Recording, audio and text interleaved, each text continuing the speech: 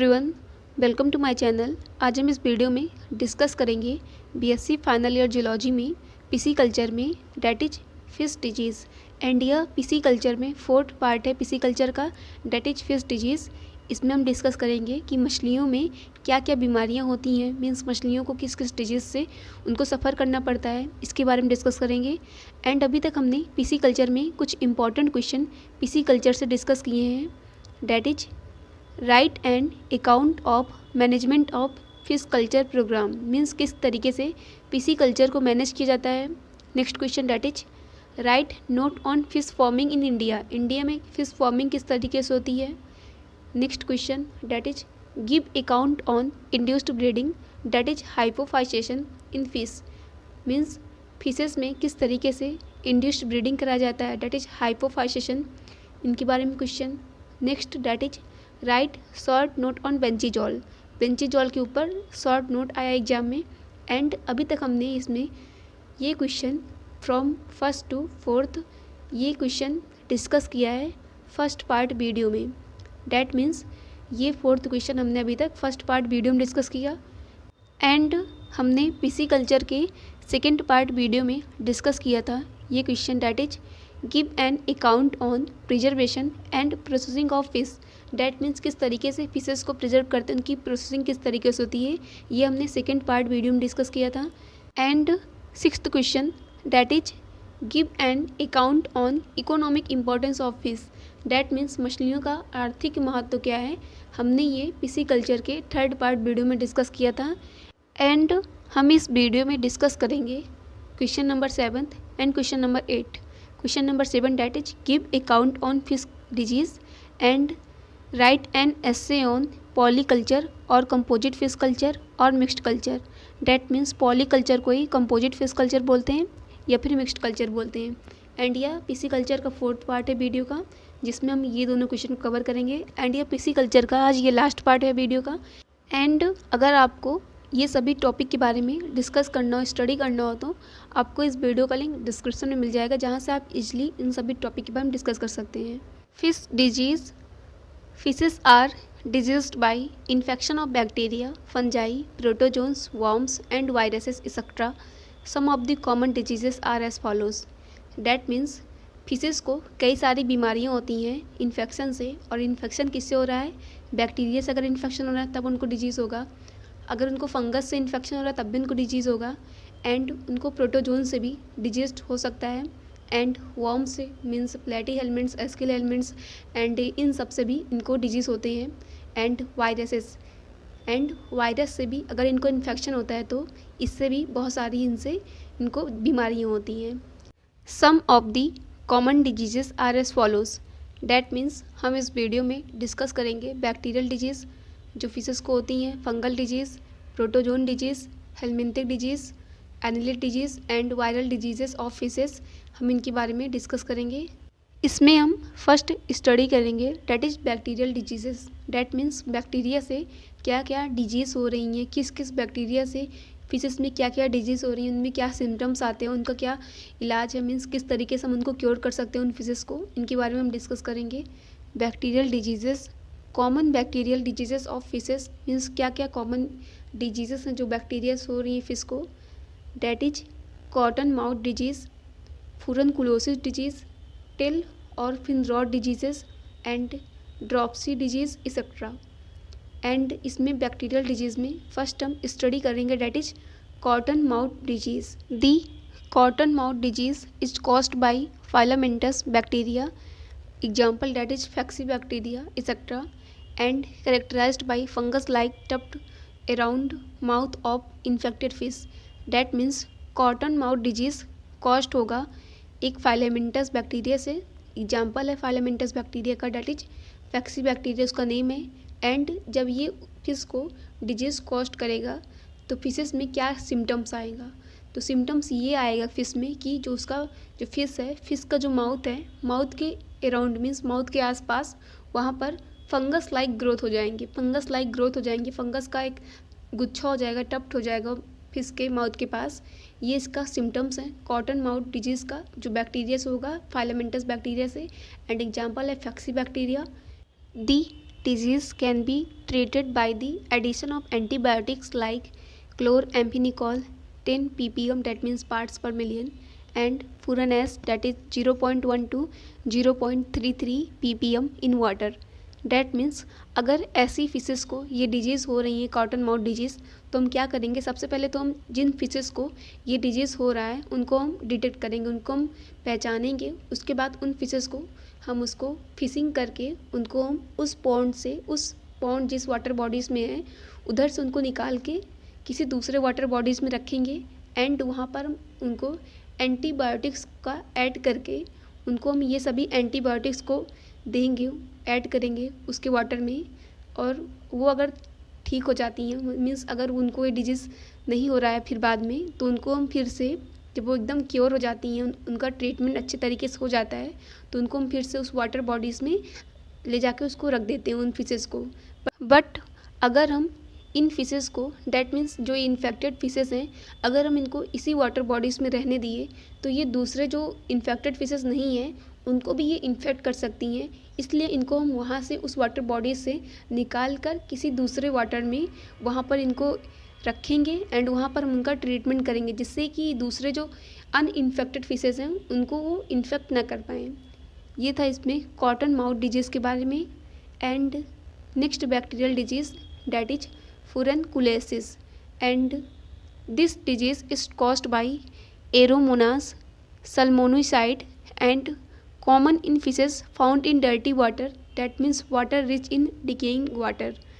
That means फुरनकुलोसिस एक ऐसा disease है जो कॉस्ट होगा बैक्टीरिया से एंड उस बैक्टीरिया का नेम है एरोमोनास सल्मोनेसाइड एंड यह कॉमन फिशेस में पाया जाता है। मीन्स जो फिशेस डर्टी वाटर में रहती हैं, मीन्स जो फिशेस गंदे पानी में रहती हैं, डिकेइंग मैटर जहाँ पे बहुत ज़्यादा रिच होता है उस वाटर बॉडीज़ में, वहाँ पर ये फिशेस पाई जाती हैं एंड इस फिशेस में ये डिजीज़ कॉमन है। The disease is marked by appearance of bloody boils on skin and visceral organs. Means ये जो ऐसी फिशेस होंगी जिनको ये डिजीज़ कॉस्ट होगा, उनमें ये सिम्टम्स रहेगा कि छोटे छोटे मीन्स यहाँ पर ब्लडी बॉयल्स स्किन पर आ जाएंगे, इनके स्किन पर या फिर इनके विसरल ऑर्गन पर ब्लडी बॉयल्स थोड़े थोड़े स्किन पर आ जाएंगे, अपीयर होंगे। And bursting of boils allow the spread of disease among other fishes. And जब ये जो बॉयल्स हैं, ब्लडी बॉयल्स हैं, जब ये बर्स्ट होंगे मीन्स जब ये फूटेंगे, तो क्या होगा कि जो दूसरे फिशेस हैं, जो अनइन्फेक्टेड फिशेस हैं, उनमें भी ये डिजीज़ स्प्रेड हो जाएगा।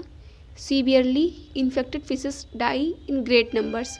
एंड अगर ये डिजीज़ बहुत ज़्यादा सीवियर हो जाएगा, मीन्स ये बहुत ज़्यादा अगर फिशेस को इन्फेक्ट कर रहा है, तो ये क्या होगा कि इस डिजीज़ के कारण बहुत सारी फिशेस का डेथ हो जाएगा, बहुत सारे नंबर में फिशेस मरने लगेंगी। The infected fish when identified removed immediately from pond and provides antibiotic of antibiotics, that is sulfonamides and nitrofurans etc. That means जब हम वाटर बॉडीज़ में आइडेंटिफाई कर लेंगे कि इन फिशेस को ये सभी मतलब कि ये सभी डिजीज़ हो रहा है, जैसे कि ये सभी सिम्टम्स आ रहे हैं बॉडी में, जैसे ब्लडी बॉयल्स एंड ये बस्ट हो रहे हैं बॉयल्स, तो ये दूसरे फिशेस को इन्फेक्ट कर देंगे। ये डिजीज़ है फुरनकुलोसिस। एंड जब इन फिशेस को हम आइडेंटिफाई कर लेंगे तो उनको हम उस वाटर बॉडीज से निकाल लेंगे, जिससे कि ये दूसरे अदर फिशेस को इन्फेक्ट ना कर पाएँ एंड इनको हम एंटीबायोटिक से ट्रीट करेंगे। एंड जब ये फिशेस एंटीबायोटिक के ट्रीटमेंट के बाद जब ये पूरी तरीके से क्योर्ड हो जाएंगी ये फिशेस, तो इनको हम दोबारा से उस वाटर बॉडीज़ में इनको हम रख सकते हैं। बट अगर ये ठीक नहीं हो रही हैं, इनको हम ऐसे ही वाटर बॉडीज़ में रखे रहेंगे, तो ये जितने भी वहाँ पे फिशेस हैं सभी को ये ग्रेट नंबर में डाई कर देंगे, सभी को बहुत ज़्यादा ये हार्म कर देंगी, किसलिए इनमें इन्फेक्शन कॉज हो गया है। ये था इसमें furunculosis, that is also bacterial disease. And इसके बाद इसमें नेक्स्ट डिजीज़ है bacterial disease, that is tail और fin rot disease. Rot means सड़ना या गलना। तो यहाँ पर जो फिशेस होंगी उनका जो टेल का पोर्शन होगा, जो उनका फिन का पोर्शन होगा, वो रॉट होने लगेंगी। This disease is caused by Pseudomonas fluorescens and characterized by white lines along the margin of fins which gradually move towards the base of the fin. That means tail और fin rot disease caused होगा bacteria से and उस bacteria का name है that is Pseudomonas fluorescens and जब ये cost होगा तो जो फिश में क्या सिम्टम्स आएंगे। सबसे पहले तो स्टार्टिंग में जो फिशेस होंगी, जो ऐसी मछलियाँ होंगी जिनमें ये डिजीज़ कॉस्ट हो रहा है, उनमें यह सिम्टम्स आएगा कि जो फिश है, फिश का जो फिन है, फिन के मार्जिन पर वाइट लाइंस अपीयर होंगी। मीन्स जो फिन है मछलियों का, उस पर उसके जो मार्जिन मीन्स फिन के जो किनारे के साइड में वहाँ पर वाइट लाइंस अपीयर होंगी। एंड ये जो भी वाइट लाइंस मार्जिन फिन्स पर है, मीन्स फिन्स के मार्जिन पर जो भी वाइट लाइंस हैं, एंड ये क्या होगा कि धीरे धीरे मीन्स ग्रेजुअली ये वाइट लाइंस फिन के बेस तक ये आ जाएंगी। मीन्स ये भी जो मार्जिन पर हैं फिन्स के वाइट लाइन, एंड ये कुछ समय बाद क्या होगा कि ये जो फिन है, फिन के बेस पर ये वाइट लाइंस अपीयर होने लगेंगी। दी फिन रे at first become brittle, brittle means hard, but ये हार्ड तो हो जाएंगी लेकिन ये आसानी से ब्रेक भी हो जाएंगी। And later on break leading to the complete destruction of the fins.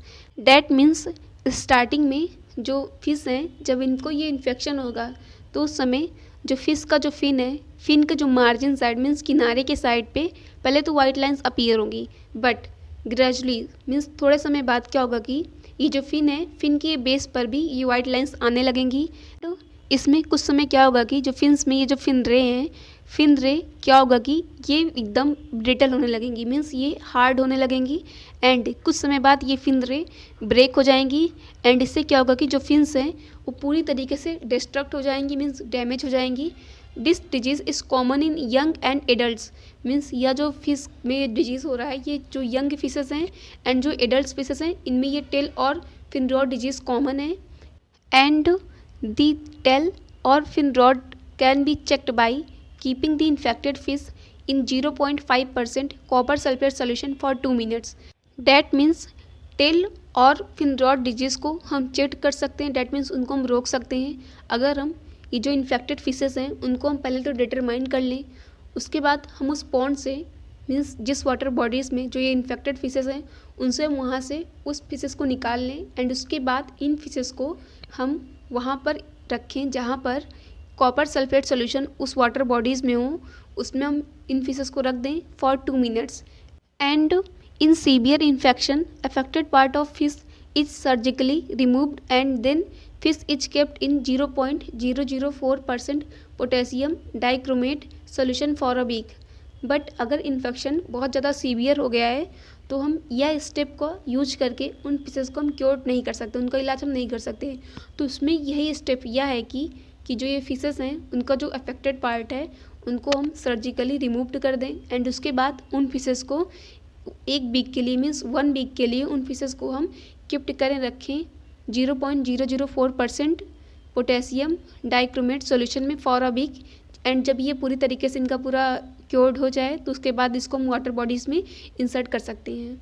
ये था इसमें next disease that is tail और फिन रॉड डिजीज़, जो कि कॉस्ट हो रहा है, बैक्टीरियल डिजीज़ है, एंड बैक्टीरिया का नेम है that is Pseudomonas fluorescens. And इसमें नेक्स्ट डिजीज़ है बैक्टीरियल डिजीज़ में ये भी है that is dropsy disease. Dropsy disease is also bacterial disease. This disease is caused by Pseudomonas punctata and characterized by accumulation of yellow colored fluid inside the body cavity and protrusion of scale and inflammation of the intestinal parts. That means dropsy भी एक bacterial disease है, and यह cost हो रहा है या disease cost होगा उस बैक्टीरिया का नेम है that is Pseudomonas पंक्टेटा।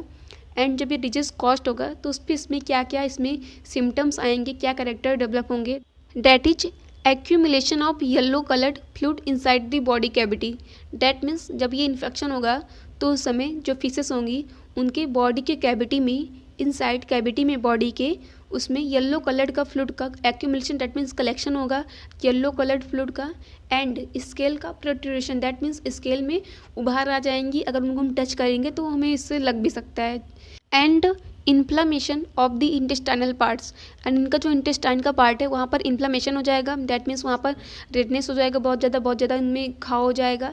The dropsy is one of the most fear disease of carp farming. That means अगर कोई कार्प फार्मिंग कर रहा है तो इसमें जो ड्रॉप्सी डिजीज़ है ये कार्प के लिए बहुत ज़्यादा फियर्ड, डैट मीन्स बहुत ज़्यादा डरावना डिजीज़ है। And the infected fishes can be cured by 2 minutes dip in 5 ppm that is potassium permanganate solution. That means ऐसी फिशेस जिनको ये डिजीज़ हुआ है, जिनको ये डिजीज़ में सिम्टम्स आ रहे हैं, उनमें कैरेक्टर डेवलप हो गया है, तो उन फिशेस को हम उस वाटर बॉडी से उनको हम निकाल लेंगे फिशिंग करके। एंड इसके बाद इन फिशेस को हम केप्ट करेंगे दूसरे एरिया में, दूसरे वाटर बॉडीज़ में, एंड इनको हम डिप्ड करेंगे 2 मिनट के लिए, that is 5 ppm potassium permanganate solution. And जब ये पूरी तरीके से क्योर्ड हो जाएं तो इनको हम फिर से उस वाटर बॉडीज़ में रख सकते हैं। ये था dropsy, that is also bacterial disease, and bacteria का नेम है that is Pseudomonas punctata. And इसके बाद बैक्टीरियल डिजीज़ में एक नेक्स्ट डिजीज़ है that is columnaris. Columnaris is also bacterial disease. This disease is caused by Chondrococcus columnaris and characterized by appearance of discolorized patches all over body। That means columnaris भी एक bacterial disease है and इस bacteria का name है that is चैंड्रोकोकस कॉलमनेरिस। And इसमें जब ये infection cause होगा फिशेस में तो सिम्टम्स अपीयर यह होगा कि जो फिशेस की बॉडी है वहाँ पर डिसकलराइज्ड पैचेस मीन्स वहाँ पर थोड़े थोड़े धब्बे जैसे या फिर चटक्के जैसे वहाँ पर कुछ पैचेस फॉर्म हो जाएंगे फिशेस की बॉडी पर डिसकलराइज्ड के। And these patches later on spread and causing loss of scales and eventual death of fish। and जब ये फिशेस में डिसकलराइजेशन हो रहा है, पैचेस आ रहे हैं बॉडी पर, तो इसमें क्या होगा कि कुछ समय बाद ये पैचेस उनके पूरे बॉडी पर स्प्रेड हो जाएंगे।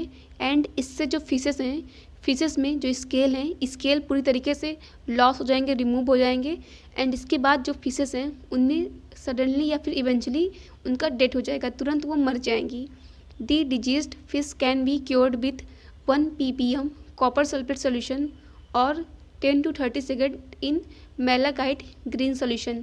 That means अगर हम वाटर बॉडीज़ में देख रहे हैं कि जो इसमें हमारे फिशेस हैं, फिशेस में ये डिसकलराइजेशन हो रहा है, उनमें पैचेस आ रहे हैं मीन्स धब्बे पड़ रहे हैं, तो उन फिशेस को वहाँ से निकाल लें उस वाटर बॉडीज से। एंड उसके बाद उन फिशेस को उनको हम क्योर्ड करने के लिए, उनके इलाज के लिए उसको हम एंड इन फिशेस को हम किप्ट करेंगे, रखेंगे 1 ppm कॉपर सल्फेट सोल्यूशन में, या फिर हम 10 to 30 सेकेंड के लिए इन फिशेस को मैलाकाइट ग्रीन सोल्यूशन में रखेंगे। ये बैक्टीरियल डिजीज़ में लास्ट बैक्टीरियल डिजीज़ था। डैट मीन्स हमने बैक्टीरियल डिजीज़ में डिस्कस किया that is cotton mouth disease. And इसके बाद हमने डिस्कस किया फुरनकुलोसिस, ये भी बैक्टीरियल डिजीज़ था। एंड इसके बाद हमने डिस्कस किया टेल और fin rot disease, it is also bacterial disease. And dropsy, ये भी बैक्टीरियल डिजीज़ है।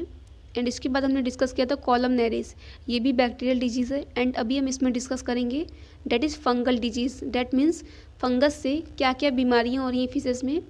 These are first fungal disease that is dermatomycosis, it is caused by saprolegnia species and characterized by hair-like growth on skin, gills, fins, mouth and eyes।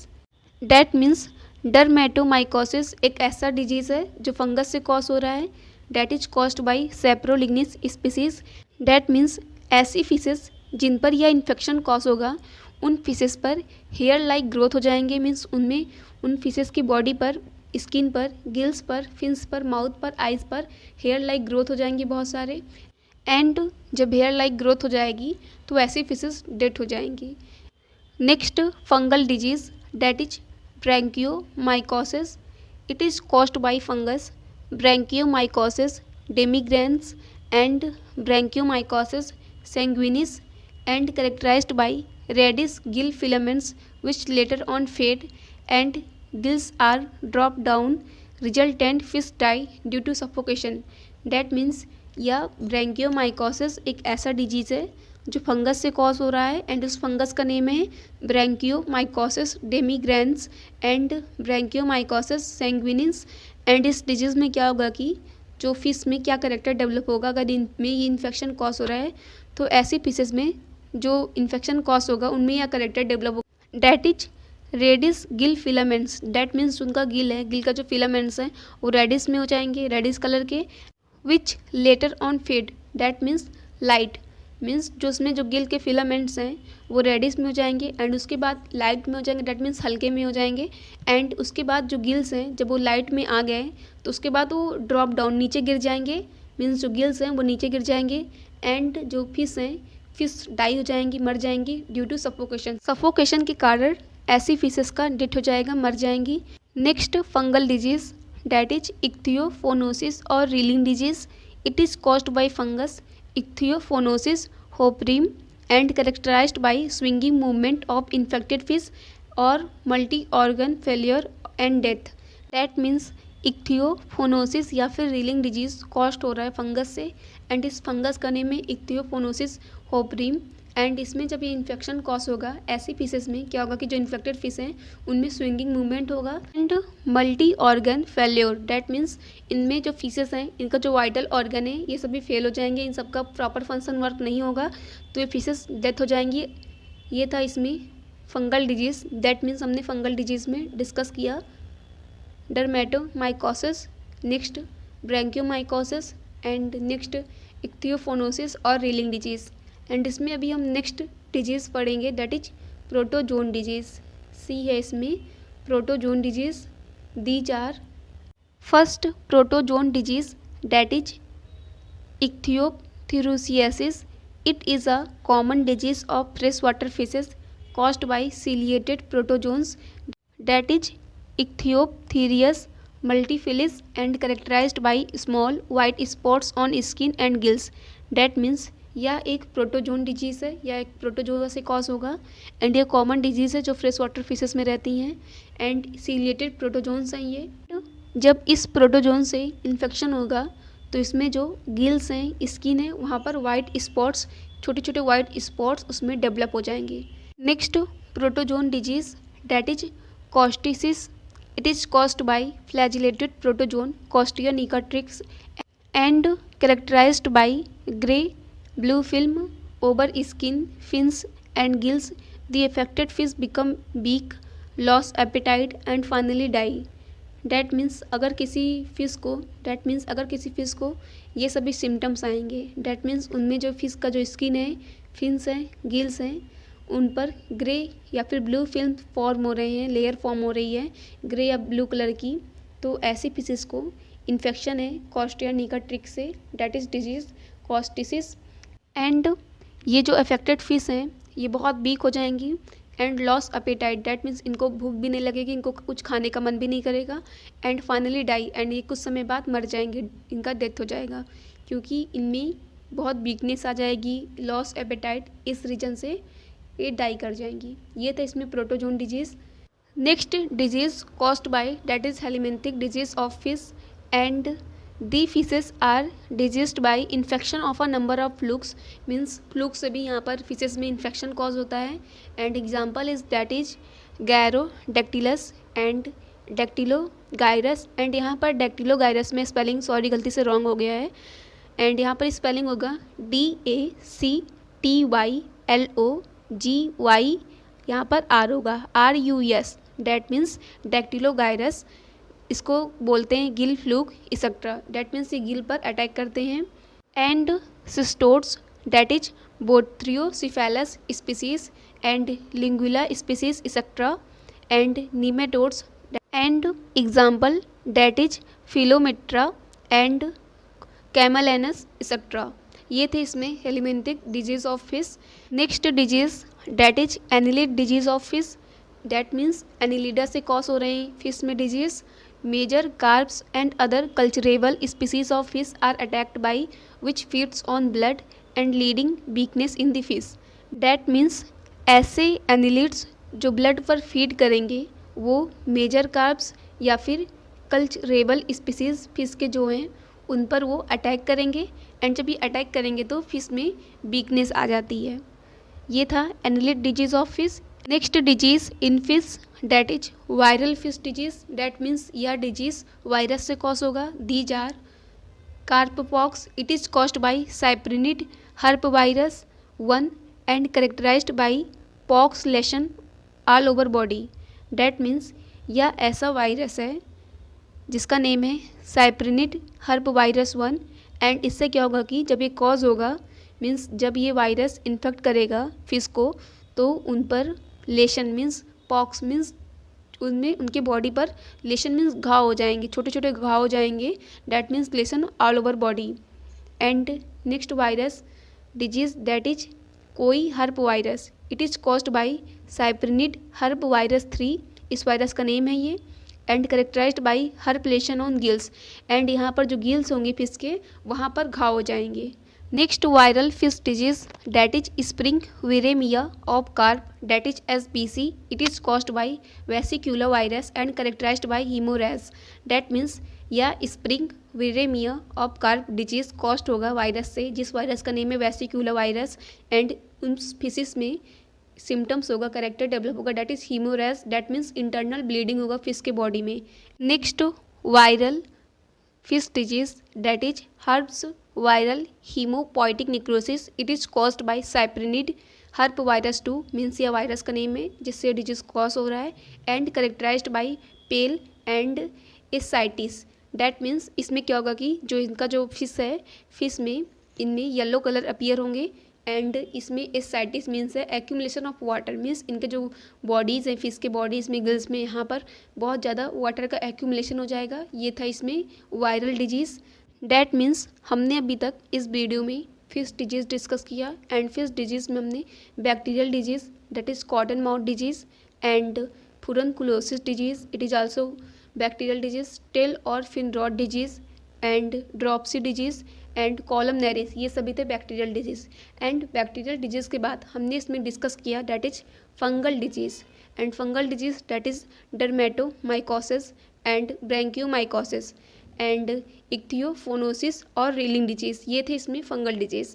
And इसके बाद हमने discuss किया protozoan disease and protozoan disease that is ichthyophthiriasis and costiasis, ये थे इसमें protozoan disease. And इसके बाद हमने डिस्कस किया helminthic disease of fish and annelid disease of fish.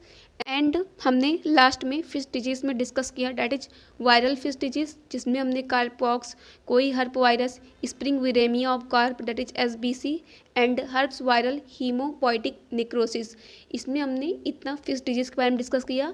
यहाँ हमने इसमें फिश डिजीज़ के बारे में पूरा डिस्कशन कर लिया है। एंड फिश डिजीज़ में बैक्टीरियल डिजीज़ बहुत इंपॉर्टेंट है। एंड कभी कभी एग्जाम में शॉर्ट नोट्स भी आ जाते हैं, जैसे कोई भी इसमें बैक्टीरियल डिजीज़, फंगल डिजीज़ या फिर प्रोटोजोन डिजीज़, इसमें से जितने भी डिजीज़ हैं किसी भी डिजीज़ का नेम लिख देंगे एंड उस डिजीज़ के बारे में हमें उसका डिफिनीशन, उसका इंट्रोडक्शन या फिर शॉर्ट नोट्स लिखने को आ जाता है एग्जाम में। एंड ये था इसमें पूरा फिश डिजीज़ के बारे में। एंड अभी इसमें हम स्टडी करेंगे डैट इज पॉलीकल्चर या फिर कंपोजिट फिश कल्चर या फिर mixed culture. That means fishy culture में एग्ज़ाम में कभी कभी ऐसा भी क्वेश्चन आ जाता है कि डैट इज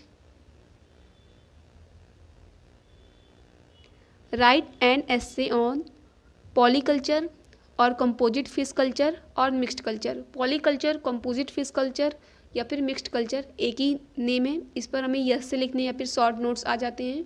तो अभी हम इसके बारे में स्टडी करेंगे।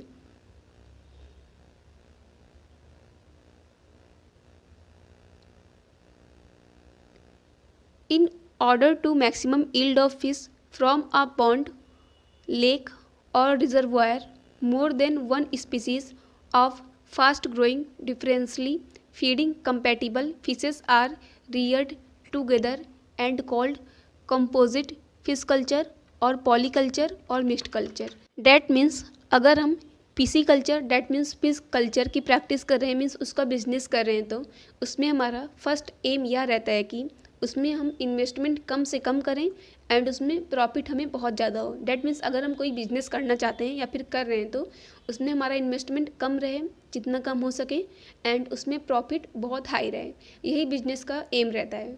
तो जो इसमें पीसी कल्चर की प्रैक्टिस कर रहे हैं उनका यह एम रहता है कि हमारे पास अगर कोई वाटर बॉडीज़ है, मीन्स अगर हमारे पास कोई पीसी कल्चर का कहीं एरिया है जहाँ पर हम पीस को कल्चर कर रहे हैं, तो वहाँ पर जैसे कोई एक पॉन्ड है, एक ही पॉन्ड से या फिर एक लेक से, उसी एक लेक से, उसी एक पॉन्ड से या फिर रिजर्वायर, डैट मीन्स उसी वाटर बॉडीज से हमें ज़्यादा से ज़्यादा प्रॉफिट हो। डैट मीन्स हम उसी पॉन्ड से, उसी लेक से या फिर उसी रिजर्वायर से हमें उसी एरिया से बहुत ज़्यादा मैक्सिमम यील्ड हो उन फिशेस से। तो इसके लिए हम क्या करते हैं कि डैट मीन्स आप सपोज करिए कि हमारे पास कोई भी रिजर्वॉयर है, डैट मीन्स कोई भी वाटर बॉडीज़ है, पॉन्ड है, लेक है, जहाँ पर हम फिश को कल्चर कर रहे हैं। तो अगर ऐसी फिशेस जो उस वाटर बॉडीज़ में बॉटम में रहती है, मीन्स बॉटम में रहकर फीड कर रही, मीन्स अपना फूड बॉटम में रहकर रहती है, वहाँ पे बॉटम से ही अपना फूड ले रही है, अब साइड उसको रिजर्वॉयर से, वाटर बॉडी से कोई मतलब नहीं है, सिर्फ वो बॉटम में रह रही है, सिर्फ बॉटम में से वो फूड ले रही है, तो उन फिशेस को हम बोलेंगे bottom feeder. Means bottom feeder fishes हैं, क्योंकि वो उस वाटर बॉडी से बॉटम में रहकर वहाँ से फूड को खा रही हैं, उस फिशेस को बोलेंगे बॉटम फीडर। बट अगर कोई फिशेस ऐसी हैं जो बॉटम में ना रहकर या फिर टॉप या फिर सरफेस में ना रहकर बीच में रह रही हैं, मीन्स कोई फिशेस बीच में रह रही हैं, डैट इज कॉलम में रह रही हैं, यहाँ से ये अपना सिर्फ फूड ले रही हैं, इनको ना तो सरफेस से मतलब है ना तो बॉटम से मतलब है, तो ऐसी फिशेस जो अपना भोजन, जो अपना फूड, अपना खाना ले रही हैं कॉलम से, डैट मीन्स बीच से ले रही हैं, उनको अप साइड या फिर बॉटम से कोई मतलब नहीं है, तो इन फिशेस को हम बोलेंगे डैट इज़ कॉलम फीडर। क्या बोलेंगे? इनको बोलेंगे हम कॉलम फीडर, क्योंकि ये कॉलम में से अपना फूड ले रही हैं, इनको बोलेंगे कॉलम फीडर फिशेस। बट अगर कोई फिशेस ऐसी हैं जो उस वाटर बॉडीज़ में या फिर पॉन्ड, लेक, रिजर्वॉयर में है एंड वो अपना खाना, अपना फूड ले रही हैं, कहाँ से? सरफेस से, मीन्स वो सरफेस पे रहकर अपना भोजन ले रही हैं, खाना ले रही हैं, फूड ले रही हैं, तो हम उन फिशेस को बोलेंगे that is surface feeder.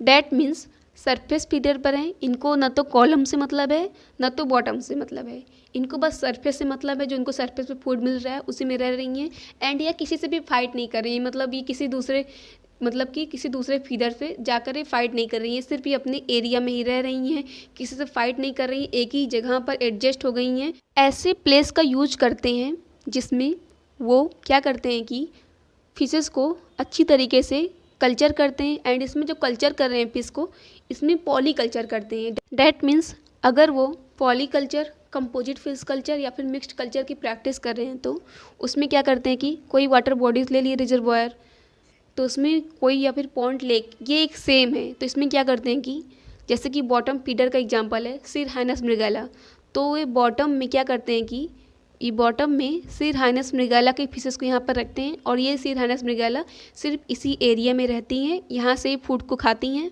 And इसके बाद क्या आता है? Column feeder.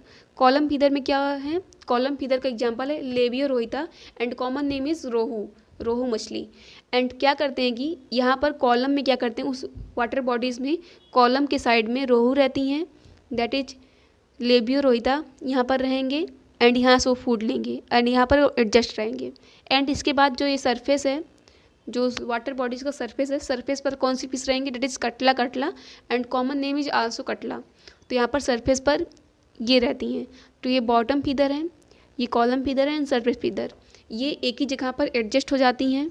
एंड इसमें क्या होता है कि जब ये एडजस्ट हो गई हैं एक ही पॉन्ड में, तो यहाँ पर हमें एक पॉन्ड से हम डिफरेंट वैरायटी के, डिफरेंट स्पीसीज, जीनस के फिशेस का यूज कर रहे हैं मैक्सिमम ईल्ड के लिए, मैक्सिमम प्रॉफिट के लिए, तो इस कल्चर को हम बोलेंगे कंपोजिट फिश कल्चर या फिर पॉली कल्चर या फिर मिक्स्ड कल्चर, क्योंकि हमें एक ही पॉन्ड से, एक ही लेक से, एक ही reservoir, that means water bodies से हमें प्रॉफिट मिल रहा है, वो भी मैक्सिमम प्रॉफिट मिल रहा है, इसलिए इसको हम बोलेंगे पॉली कल्चर। एंड इंडिया में ये पॉली कल्चर की प्रैक्टिस बहुत हाई हो रही है, क्योंकि इससे बहुत ज़्यादा प्रॉफिट मिल रहा है। एंड यहाँ पर पॉली कल्चर में एग्जॉटिक फिशेस, डैट मीन्स जो फिशेस विदेशों से, डैट मीन्स दूसरे कंट्री से आई रहती हैं, उनका भी यहाँ पर यूज कर रहे हैं कंपोजिट फिश कल्चर में, जिससे कि बहुत ज़्यादा इससे प्रॉफिट हो। एंड अभी हम इसका पॉली कल्चर में इसका रिटन नोट्स देख रहे हैं कि हमें इसमें किस तरीके से इसका नोट्स बनाना है। In order to obtain maximum yield of fish from a pond, lake or reservoir, more than one species of fast-growing, differentially feeding compatible species are reared together and called composite fish culture or polyculture or mixed culture.